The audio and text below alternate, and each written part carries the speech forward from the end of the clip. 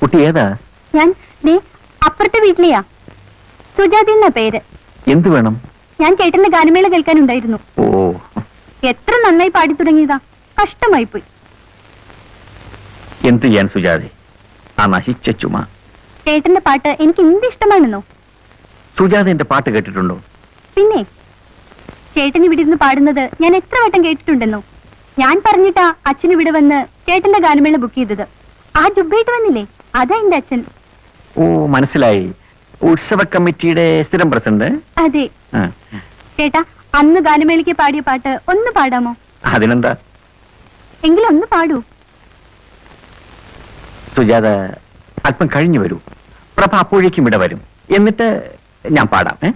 അയ്യോ, ആ ചേച്ചിയെ എനിക്ക് പേടിയാ. ഞാൻ ഇങ്ങോട്ട് നോക്കുന്നത് പോലും പ്രഭ ചേച്ചിക്ക് ഇഷ്ടമല്ല. അതല്ലേ ചേച്ചിയില്ലാത്ത നേരം നോക്കി ഞാൻ ഇങ്ങോട്ട് വന്നത്. എന്ന് പറഞ്ഞാൽ പ്രഭയില്ലാത്തപ്പോ ഞാൻ... ചേട്ടാ, പ്രഭ ചേച്ചി വരാൻ ഇനിയും താമസിക്കുമല്ലോ. ആ ഒരു പാട്ട് കേൾക്കാനാണ് ഞാൻ വന്നത്. ചേട്ടന്റെ പാട്ടെന്ന് വെച്ചാൽ എനിക്ക് ഭ്രാന്താ. ശരി, സുജാത അകത്തേക്ക് വരൂ. സംഗീതത്തെ സ്നേഹിക്കുന്ന ആരെയും ഞാൻ നിരാശപ്പെടുത്താറില്ല. വന്നാട്ടെ.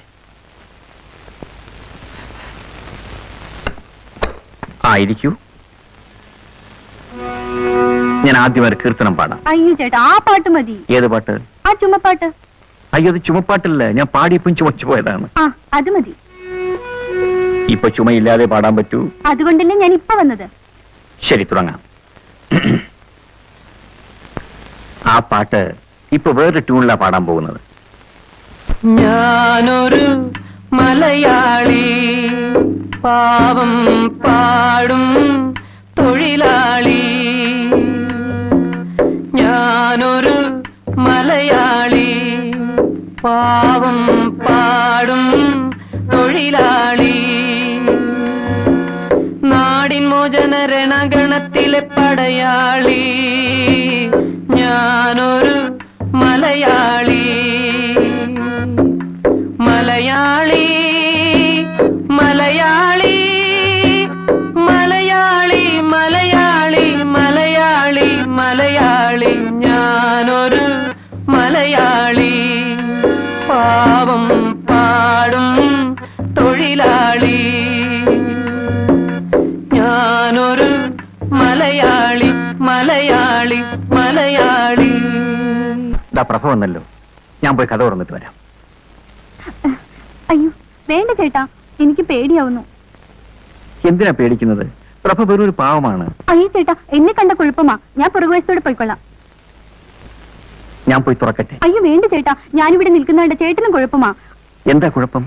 കുഴപ്പമുണ്ട് ചേട്ടാ. ഇതിനു മുമ്പ് എനിക്ക് ഇതുപോലെ അനുഭവങ്ങളുണ്ടാ പറയുന്നത്. ഓ, അങ്ങനെയാണോ? എന്നാൽ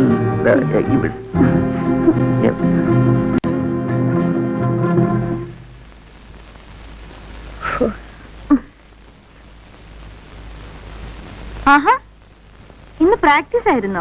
പ്രാക്ടീസ് ആയിരുന്നു. പിന്നെ നമുക്കിന്നൊരു സിനിമയ്ക്ക് പോകാം. സിനിമയ്ക്കോ? ഇന്നോ? ശരി, നീ പോയി കുളിച്ച് റെഡിയായി വാ. കുളിക്കാനോ? കുളിച്ച് റെഡിയായി വാ.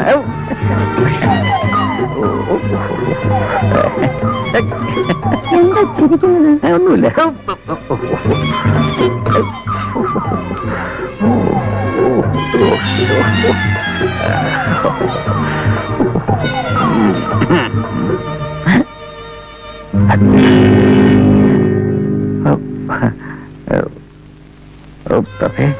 സത്യം പറയൂ. പറയാനാ പറഞ്ഞത്. ആ കുട്ടി പറഞ്ഞതാ സത്യം. എന്റെ പാട്ട് കേൾക്കാൻ ആ കുട്ടി വന്നത്. അവൾ എന്നെ ആരാധിക മാത്രമാണ്. ആരാധികമാരെ കട്ടിലിനടിയിലെത്തിയാണോ പാട്ട് കേൾപ്പിക്കുന്നത്? അവൾ നീ വന്നപ്പോ പേടിച്ച് കട്ടിനടി കയറി കിടന്നു പോയതാ. മുഖത്ത് നോക്കി കള്ളം പറയാൻ തുടങ്ങിയോ? അയ്യോ, ജീവിതത്തിൽ ഇന്ന് വരെ ഞാൻ മുഖത്ത് നോക്കി കള്ളമേ പറഞ്ഞിട്ടില്ല. പറഞ്ഞിട്ടില്ല, പക്ഷെ പ്രവർത്തിക്കും. മടുത്തു, നിങ്ങളടുത്ത് ജീവിതം മടുത്തു. തുറന്നു പറയൂ, ഞാൻ മാത്രം പോരെ നിങ്ങൾക്ക്? എന്റെ പൊന്നുപ്രഭേ, നീ എന്നൊന്ന് വിശ്വസിക്കൂ. എന്റെ പാട്ട് കേൾക്കണമെന്നും പറഞ്ഞു വന്ന അവളെ ഞാൻ ഒരു പാട്ട് പാടി കേൾപ്പിച്ചു. അതൊരു തെറ്റാണോ? അവൾ നിന്നെ പേടിച്ച ആ കട്ടിൽ അടിയെ കയറി കിടന്നത്. എനിക്ക് ആ പെണ്ണ് എന്റെ സിന്ധുമോളെ പോലെയാ.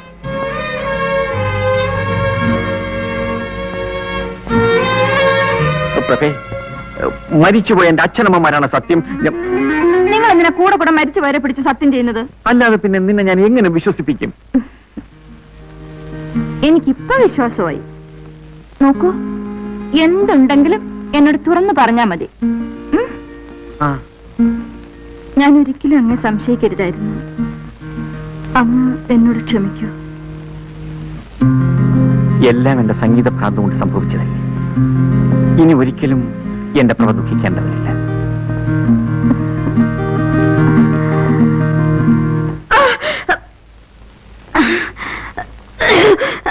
പ്രഭേ, വയറ്റിനെന്താ സുഖമില്ലേ? നീ ദഹിക്കാത്ത എന്തെങ്കിലും കഴിച്ചോ?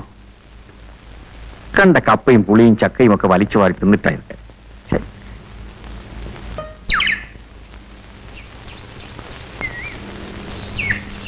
അല്ല, ഇന്നെന്താ പതിവില്ലാതെ ഈ വേഷത്തിൽ?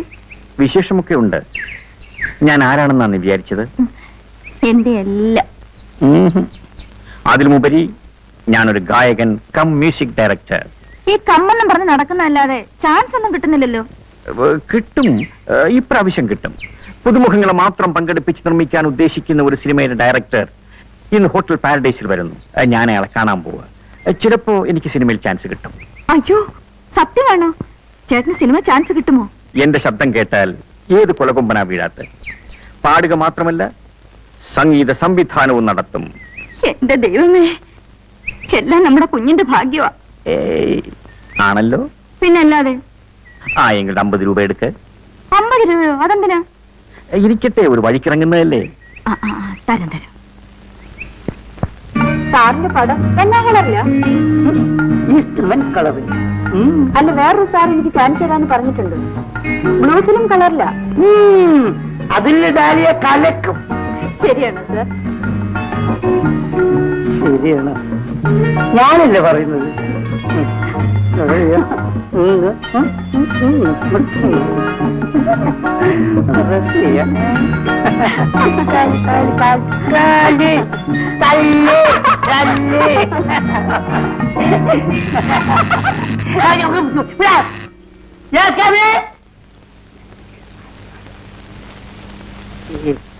വില്ലന്മാരുടെ ശല്യം. നമുക്ക് ഈ ലൊക്കേഷൻ ചേഞ്ച് ചെയ്യണം.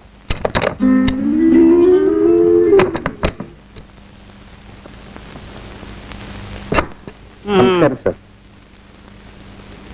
സാറിനെ ഒന്ന് കാണാൻ വന്നതാ. എന്റെ പേര് രവിപ്രസാദ്. നല്ലൊരു ഗായകനാണ്. നല്ലതാണോ ചീത്തയാണോ നിങ്ങളല്ലേ അവിടെ തീരുമാനിക്കുക? അല്ല സർ, സർട്ടിഫിക്കറ്റ് ഉള്ള വലിയ കാര്യമായി പോയി. ഇരി